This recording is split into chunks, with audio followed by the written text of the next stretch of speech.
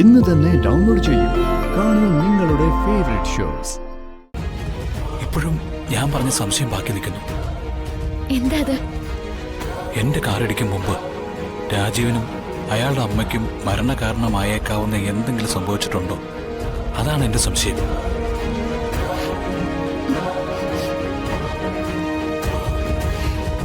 ആരോ കരുതിക്കൂട്ടി ആ വാഹനത്തിലുള്ളവരെ ആക്രമിക്കാൻ ശ്രമിച്ചതുപോലെ. അതിനുള്ളിൽ സഞ്ചരിച്ചവരുടെ മരണം ഉറപ്പിച്ചതുപോലെ. യഥാർത്ഥത്തിൽ എന്റെ വാഹനത്തിൽ തട്ടി മരണം സംഭവിക്കാൻ പാകത്തിനുള്ള ഒരു ഇടിയായിരുന്നില്ല അത്. പക്ഷെ സംഭവിച്ചു. തെറ്റെന്റെ ഭാഗത്തല്ലേ? മഴയത്ത് ഓവർ സ്പീഡ് കൊണ്ടുണ്ടായ അപകടം. അതിൽ ജീവൻ നഷ്ടപ്പെട്ട രണ്ടുപേർക്ക് വേണ്ടി ഞാനിപ്പോ വേദനിക്കുക. വന്നടാ, തെറ്റെന്റേതാ, എന്റേത് മാത്രം.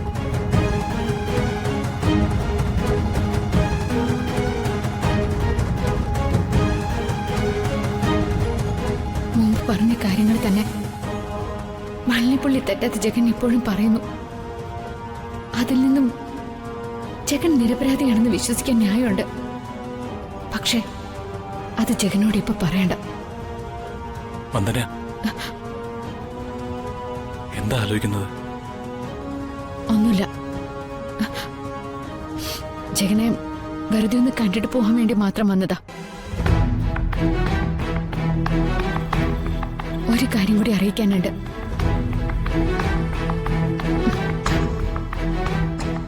വർഷയുടെ മരണാനന്തര ചടങ്ങ് നടത്തണമെന്ന് അച്ഛനൊരേ നിർബന്ധം. ചടങ്ങിന് കുടുംബാംഗങ്ങളെല്ലാം പങ്കെടുക്കുമ്പോ ജഗൻ ഉണ്ടായിരുന്നെങ്കിലെന്ന് ഞാൻ ആഗ്രഹിച്ചു പോയി. ആഗ്രഹിക്കുന്നതൊന്നും നടക്കില്ലല്ലോ.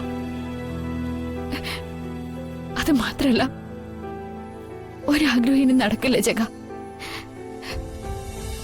കണ്ടതും അറിഞ്ഞതും അനുഭവിച്ചതും അല്ല ഒരു സ്വപ്നം പോലെ അവശേഷിക്കാം.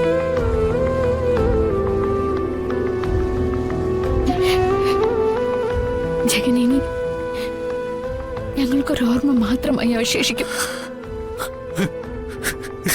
അവളുടെ മുന്നിൽ അച്ഛനെ കൊന്ന ഘാതകൻ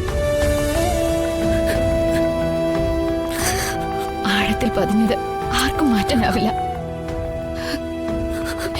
അത്രമാത്രം മുറിവുകളുണ്ട് ആ മനസ്സിൽ.